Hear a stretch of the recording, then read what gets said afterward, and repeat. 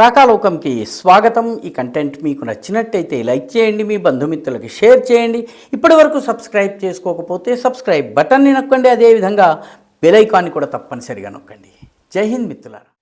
అనగనగా ఒక దేశము, ఆ దేశం యొక్క ఊపిరి ద్వేషం. పక్కనున్నటువంటి దేశాన్ని ద్వేషించటము తప్ప తమ దేశంలో 1% కన్నా తక్కువ జనాభా ఉన్నటువంటి వాళ్ళ మతాన్ని ద్వేషించటము, ఆ మతాన్ని పాటించే వాళ్ళని హింసించటము తప్ప మరొకటి తెలియని దేశం ఇది. తమను తాము పవిత్రమైన వాళ్ళు, ప్యూర్, పాక్ అని చెప్పుకునేటటువంటి దేశము. ఆ దేశం పేరు చెప్పడానికి పెద్దగా సంకోచించనక్కర్లేదు, ఆ పేరును ఊహించటం కూడా చాలా సులువు. ప్యూర్ అంటే పాక్, పాక్ అంటే పాకిస్తాన్. తనను తాను ప్యూర్, పవిత్రమైనటువంటిది అని భావించే పాకిస్తాన్కి ఒక పెద్ద జబ్బు అంటుకుంది. ఆ జబ్బు ఏంటంటే పాకిస్తాన్లో పిచ్చి వాళ్ళ సంఖ్య పెరుగుతుంది. మానసిక జాడ్యాలతోటి, రుగ్మతలతోటి బాధపడుతున్నటువంటి వాళ్ళ సంఖ్య పెరుగుతోంది. ఏకంగా స్కిజోఫ్రీనియా నుంచి మొదలుపెట్టి డిప్రెషన్ దాకా, మతిభ్రమణ దాకా, చిత్తచాంచల్యం అనండి, ఇంకొకటి అనండి, రకరకాల మానసిక వ్యాధులతో పాకిస్తాన్ బాధపడుతోంది. ప్రపంచంలో పిచ్చివాళ్ల రాజధాని పాకిస్తాన్. ఈ మాట నేనంటలేదు, లేకపోతే నాలాగా ఎవరో భారతీయులు అంటలేదు. ఈ మాటని పాకిస్తాన్లో ఉన్నటువంటి సైకాలజీ డిపార్ట్మెంట్కి చెందినటువంటి నిపుణులు అధ్యయనం చేసి చెప్పినటువంటి మాట ఇది. ఈ మాటని, ఈ రిపోర్టు మొత్తాన్ని పాకిస్తాన్లో చాలా సుప్రసిద్ధుడైనటువంటి, బాగా పేరెన్నికగన్నటువంటి విలేఖరి అయినటువంటి హామిద్ మీర్, ఆయన భారత మిత్రుడేం కాదు, బాగా పచ్చి భారత ద్వేషి. ఈ హామిద్ మీర్ ఒక టీవీ షోలో ఈ మొత్తం నివేదికని బయటపెట్టాడు. ఈ నివేదిక ప్రకారము పాకిస్తాన్లో దాదాపు 8 కోట్ల మంది పాకిస్తాన్లో మానసిక జాడ్యాలతోటి, రుగ్మతలతోటి బాధపడుతున్నారు. కొన్ని అతి సీరియస్గా ఉంటే, కొన్ని అంత సీరియస్గా లేవు. కానీ మొత్తానికి చాలా తీవ్రమైనటువంటి మానసిక జబ్బుతో పాకిస్తాన్ బాధపడుతోంది. పాకిస్తాన్ మొత్తం జనాభా 24 కోట్లు. 24 కోట్లలో 8 మంది మానసిక వ్యాధులతో బాధపడుతున్నారంటే దాని జనాభాలో 33-34% పిచ్చివాళ్ళు. పిచ్చివాళ్ళు అనేది కాస్త పరుషమైనటువంటి పదము కావచ్చును.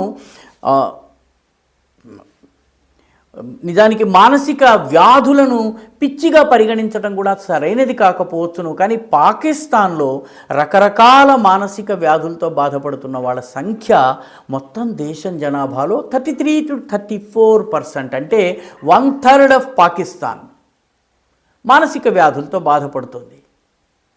ఈ మానసిక వ్యాధుల్ని ట్రీట్ చేయడానికి మొత్తం పాకిస్తాన్లో ఉన్నటువంటి సైకయాట్రిస్ట్స్ ఎంతమంది? పాకిస్తాన్లో అసలు సైకయాట్రీ అనేది అంతగా డెవలప్ కాలేదు. ఆ రకమైనటువంటి డాక్టర్ దగ్గరికి వెళ్ళి చికిత్స చేసుకోవడం కూడాను అంతగా డెవలప్ కాలేదు.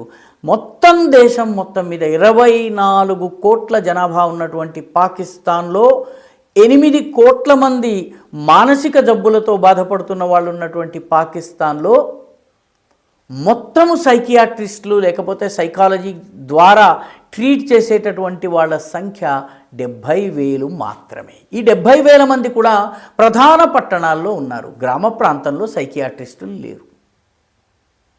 ఉదాహరణకి మన రాజమండ్రి లాంటి ప్లేసే తీసుకుందాం. రాజమండ్రి చుట్టుపక్కల 300-400 గ్రామాలకి రాజమండ్రిలో 1-2 మంచి స్టాండర్డ్ మానసిక చికిత్సా కేంద్రాలు ఉన్నాయి, డాక్టర్లు ఉన్నారు. విజయవాడలో ఉన్నారు, భీమవరంలో ఉన్నారు, తునిలో ఉన్నారు, విశాఖపట్నంలో ఉన్నారు. ఈ రకంగా అన్ని స్థానాల్లో మనకి ఒక 40-50 కిలోమీటర్ల దూరాన్ని వెళ్ళగానే మనకు ఒక సైకియాట్రిస్ట్ మన దేశంలో దొరుకుతారు. కానీ మొత్తం పాకిస్తాన్కి ఉన్నటువంటి సైకియాట్రిస్టుల సంఖ్య 70,000 మాత్రమే. అంటే పాకిస్తాన్ యొక్క మానసిక వ్యాధికి మందు లేదు. దీనికి కారణం ఏమిటి అని చెప్పి పరిశోధన చేస్తే వాళ్ళు 4-5 కారణాలు చెప్తున్నారు. ఒకటి, మానసిక ఒత్తిడి, రకరకాల పేదరికం వల్ల, దారిద్ర్యం వల్ల, నిరుద్యోగం వల్ల, చేసేందుకు ఏమీ లేకపోవడం వల్ల, ఆర్థికంగా ఇంట్లో సమస్యల వల్ల వచ్చేటటువంటి మానసిక ఒత్తిడులు ఒక కారణం. రెండవది, తినడానికి తిండి లేకపోయినా మతోన్మాదాన్ని పెంచి వాడిని కొట్టండి, వీడిని దాడి చేయండి, ఈ రకంగా చేస్తేనే మీకు స్వర్గం లభిస్తుంది, స్వర్గంలో 72 మంది అందమైనటువంటి అప్సరసలు లభిస్తారు, మీరు ఆనందంగా ఇష్టం వచ్చినంత మద్యాన్ని తాగుతూ హాయిగా బ్రతకొచ్చును అన్నటువంటి ఈ ఆలోచన చాలామందికి ఇక్కడ కనిపిస్తున్నటువంటి వాస్తవికత, అక్కడెక్కడో ఉన్నటువంటి కల్పన, ఈ రెండిటి మధ్య పొంతన లేక చాలామందిలో మానసిక వ్యాధి వస్తోందని పాకిస్తానీ ముస్లిం వైద్యులు చెబుతున్నటువంటి మాట. మూడవ ముఖ్యమైన కారణం వాళ్ళు చెప్తున్నది ఏంటంటే ఇన్బ్రీడింగ్.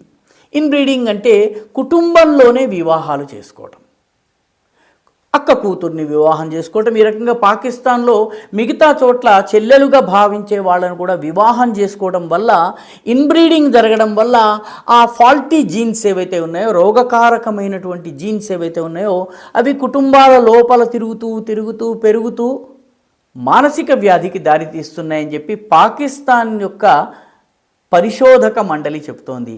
ఈ 3 రుగ్మతల్ని తప్పించుకోగలిగినట్లయితే, అంటే ఇన్బ్రీడింగ్ తగ్గాలి, మతపరమైనటువంటి విద్వేషాన్ని పెంచి ఒక కల్పనల లోకానికి తీసుకెళ్లేటటువంటి తప్పుడు ధోరణి మారాలి, దానితో పాటు మూడవ ముఖ్యమైనది పాకిస్తాన్ యొక్క ఆర్థిక స్థితిగతుల్ని మెరుగుపరచాలి, ప్రజలకి ఉపాధి అవకాశాలు కల్పించాలి.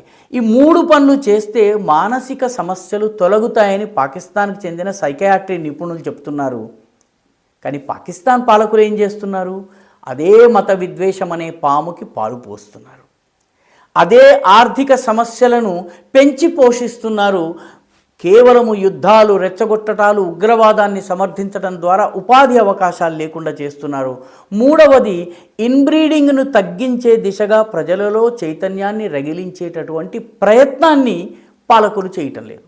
పర్యవసానంగా ఈ 8 కోట్ల మానసిక రుగ్మతలున్న వాళ్ళ సంఖ్య త్వరలో 16 కోట్లైనా కూడాను ఆశ్చర్యపోనక్కర్లేదు. ఈ వీడియో మీకు నచ్చినట్టయితే లైక్ చేయండి, షేర్ చేయండి, ఈ ఛానల్కు సబ్స్క్రైబ్ చేయండి, మీ అభిప్రాయాన్ని కమెంట్ల రూపంలో తప్పనిసరిగా పంపించండి.